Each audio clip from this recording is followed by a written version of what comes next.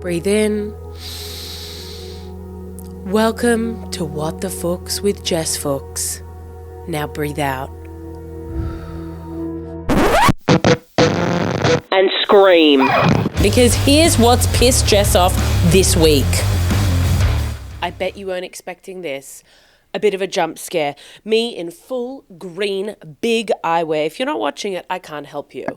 That's just the truth. I can't help you. My hair is sopping wet and I probably will catch a cold when I go out because that's some old world kind of, village shit that they believed. My grandfather, he'd see me with some wet hair and he'd be like, "You're going to catch cold." I said, "We'll see."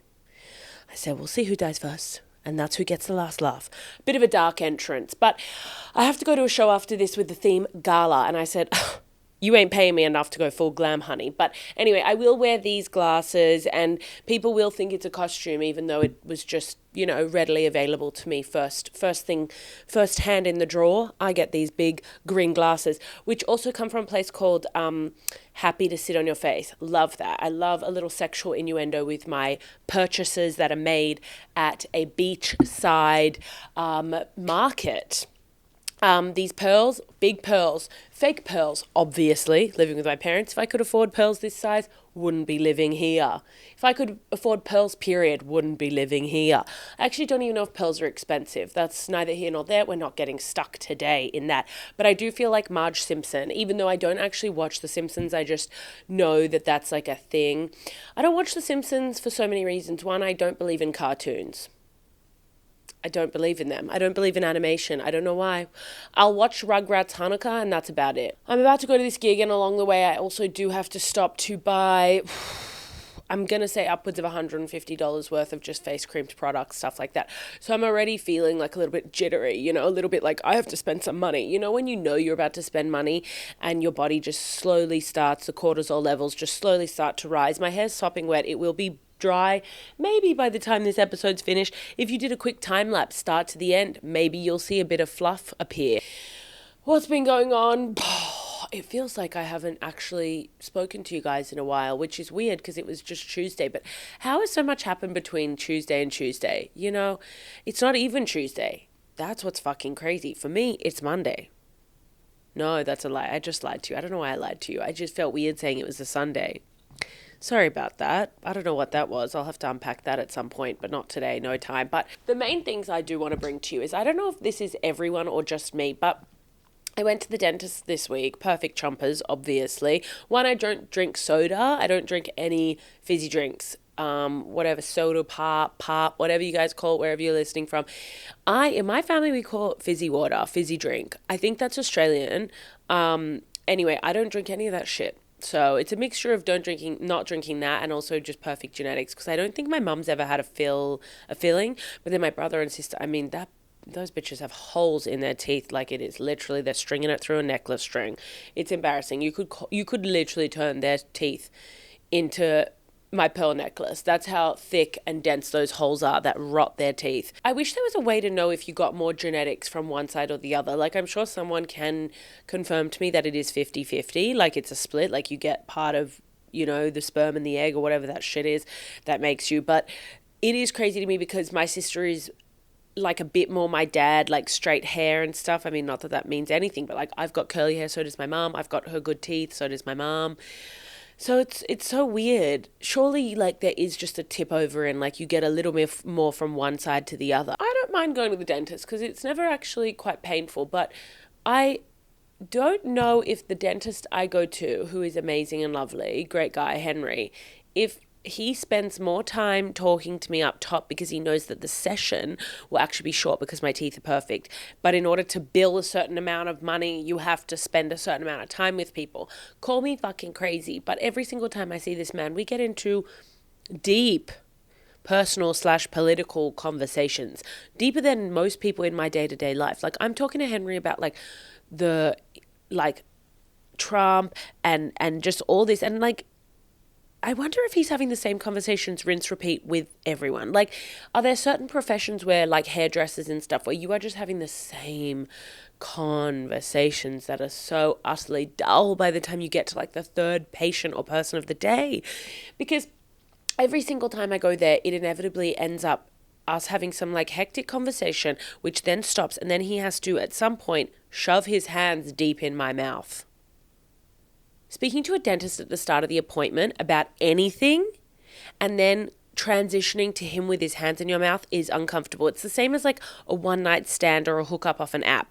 You have to make awkward small talk until it's like, oh, so can you lie back? I'll just shove my fist in your mouth now if that's okay. Like, and then I pay him, the dentist, not the one-night stand. Grow up. So then he puts his hands in my mouth. He does all of that. He talks the whole way through it. It is incredible to me, the ability.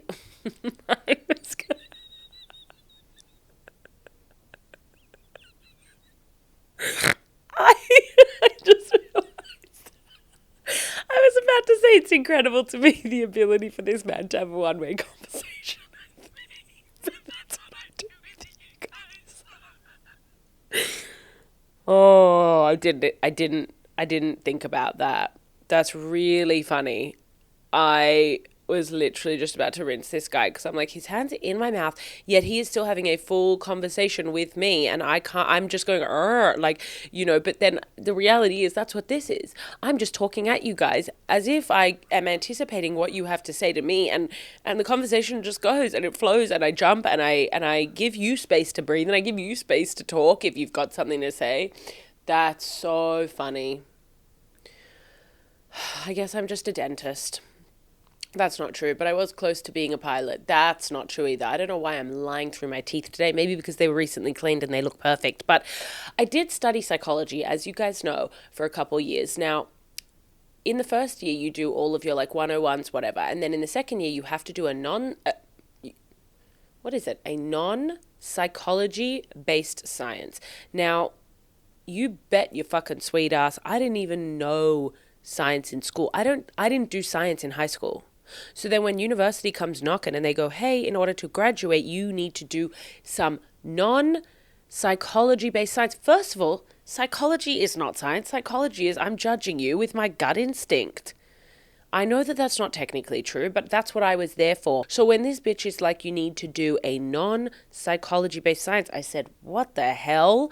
So I called the school and I said, we're going to have a problem here because when I'm looking on your website, it's like biology, like plants. I don't need to know what a plant is. Other science is physics. I don't give a fuck if an apple falls off a tree and if it drops to the ground or hovers in the air. I don't even know if that's physics. I'm pretty sure it is because like Isaac Newton, physics, whatever. And the woman on the phone was like, well, you could study aviation because aviation is science, but it's not psychology, but it's adjacent because you learn about like flying a plane, but also you learn about like why crashes happen. So then I take a course with a bunch of guys who look like Temu version of Top Gun.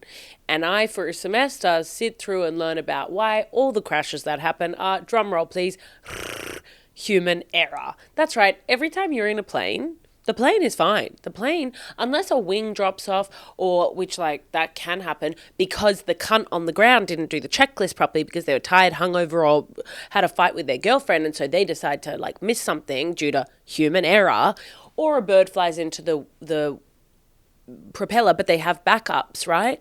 So everything is human error. You go on a plane, you are at the whim of the two idiots at the front of the plane. Make no mistake. So I do a full semester of that. And these dudes in the class, there's like 1% of women in these classes. And it's all the psychology. So it's pretty fun and fucked up. But what was shocking is throughout the semester, because all the people taking the course are pilot wannabes, they get picked up by like, I guess they would get accepted into courses or get like picked up to be like, I don't know, like flight school with certain places like Qantas and stuff. So all of a sudden, all these people are like dwindling. And I was just like, this shit's Top Gun. Now, the thing with Top Gun that I do want to discuss, I saw number 2, 3, 4, whatever the most recent one was when I was living in America, and I saw it with my cousins. And my cousins are 2 boys and they both have girlfriends. And the thing that I love the most about Top Gun, and this can be applied not just to my cousins, but any man who watches this, the thing that I love most about Top Gun is a man's ability to sit through this film and identify with these, I want to say heroes, but that feels a bit much. But let's just go with that, with these heroes, these extremely talented fake pilots who are based on, I imagine, some sort of true people. I'm sure a version of those people in Top Gun exists in the real world. What I love, though, is my cousins mixed with a whole bunch of dudes out there watch a movie like Top Gun and can retain the information about the pilots, about the planes. They believe that if they had to, if given the opportunity or the necessity to fly a plane because of emergency, they think they could do it. And that ego is, to me, delicious. And that, to me, is male culture. And that, to me, is male ego. Because the way that my cousins were turning to their girlfriends and explaining the various elements of the plot and the reality of Top Gun in real life, as well as the planes, it was like that meme with the girl in the club where she's like pulling a stank face and the guy is like screaming in her ear. That is every man who takes their girlfriend to see Top Gun or an equivalent type movie. These men can understand the intricate details of what makes up a plane and what plane would fly best in what situation. You can't understand the difference between regular and super tampons and why a woman might need them. Fuck off. Fuck right off. That, to me, is the great tragedy of the genders, that we have accepted that these men can explain the difference between two different cars, not just like, oh, that one's red and that one's black. I'm talking the engine, the exhaust size, the fucking whatever gallons, the petrol that goes into it to make this shit run, and you can't tell me what you think a winged pad is. Stop playing with us. Anyway, it was a great film. Top Gun is a really good film. Maybe I'll rewatch it. My favorite thing about going to a movie, thank you for asking, is the popcorn.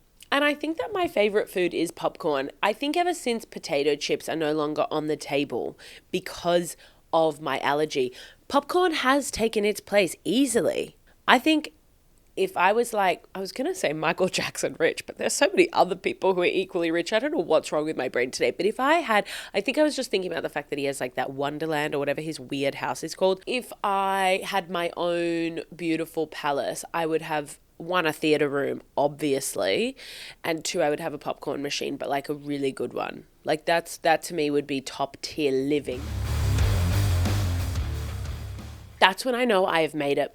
When I have a cinema room with a popcorn machine, and I'll tell you what, I will cut all ties to the outside world. You will never hear from me because I will just be elbow deep in the dick and holes of that cinema. I will watch a movie in every single seat. I will blast it. I will have popcorn coming out of every hole I have. I don't know if anyone saw the popcorn dress that I think Emma Stone wore to the SNL 50s, but that will be me walking into my cinema room. Okay, what else? Oh my God. One of the nights, I don't know what happened, I slept like a rock, which ironically, because I was so stiff, I woke up with a rock-sized, bloody, horrible knot in the back on my left. And so I went to get a massage one of the days because I've been upping my weights at the gym. So we're getting really jacked this winter. People get hot girl summer. I'm getting jacked girl winter. That sounds disgusting. So I went and got a massage. Now, I've had a massage a handful of times in my life. I am partial to one. I like them. They're a bit of fun and it's great. But the thing I'll say is I've had some really weird, I don't know if everywhere I go weird things happen to me, or if weird things happen to everyone and maybe you aren't noticing. Because I feel like people have said to me before, like, weird shit happens to you. And I'm like, does it though? Or is this all just happening but none of you are perceptive? Because I went to get a massage maybe a couple of years ago with my sister. And me, my sister, and my mum were sitting like this on the chair. My mum, my sister. And three women come up and they are like showing us to our room. Now, two of the girls, they start talking.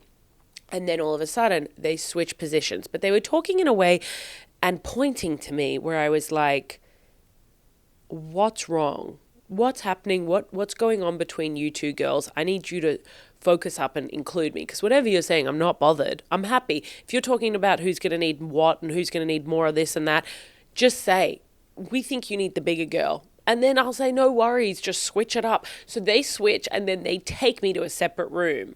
And I was like, okay, sounds good. Anyway, this time, this girl, the woman who was giving me a massage, I think she weighed maybe 12 kilos, which I was fine with because she started climbing on my back and she was fucking going to town. I mean, she was cracking the stone on my back wide open. At one point, she was doing what can only be described as downward dog on my back. I felt like a thick mat. I felt like she was at yoga, using her whole body, pressing hands to my shoulders and then feet on my calves, and was just absolutely going to town on my back. What was heartbreaking is she was fucking incredible. And then suddenly the curtain opens and different hands were on me. Cold, bony. It was like someone was dragging a bunch of bones from a chicken carcass that they had just put together in a metatarsal, whatever your finger bones are called, and just dragging them along my body.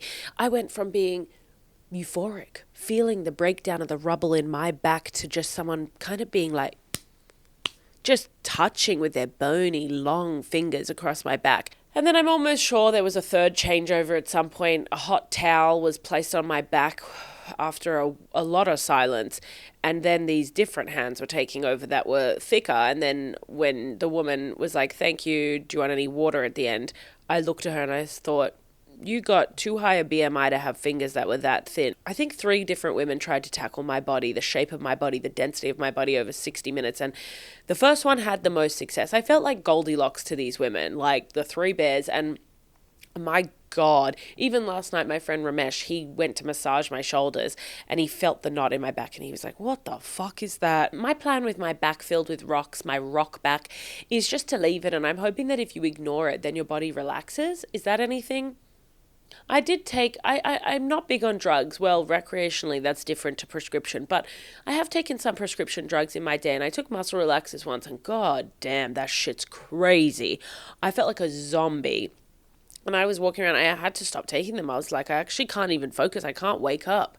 Which I get why people get addicted. It kind of just puts a beautiful wash of beautiful filter glow over your life. But I don't know. I like raw dogging life sometimes. I actually like being really locked in, and when things are really fucked up, I'm kind of like, let's go.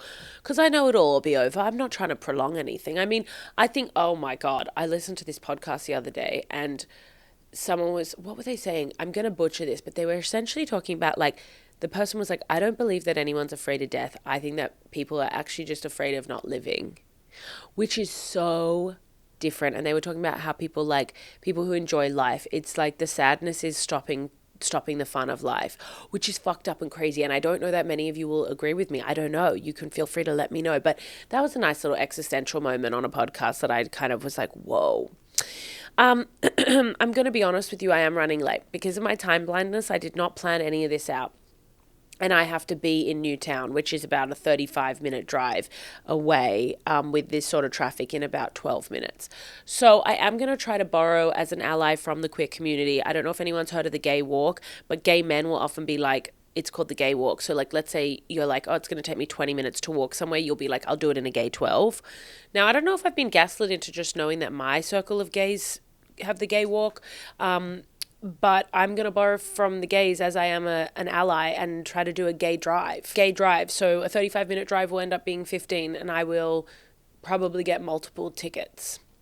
Gay walk, walking quickly, doing it in gay time. Why do gay men walk so fast? Now, that's a 2019 article we don't have time for. It's GQ, so you can just Google that one if you want. My friends and I refer to this as gay pace. That's amazing. There are a lot of articles out there.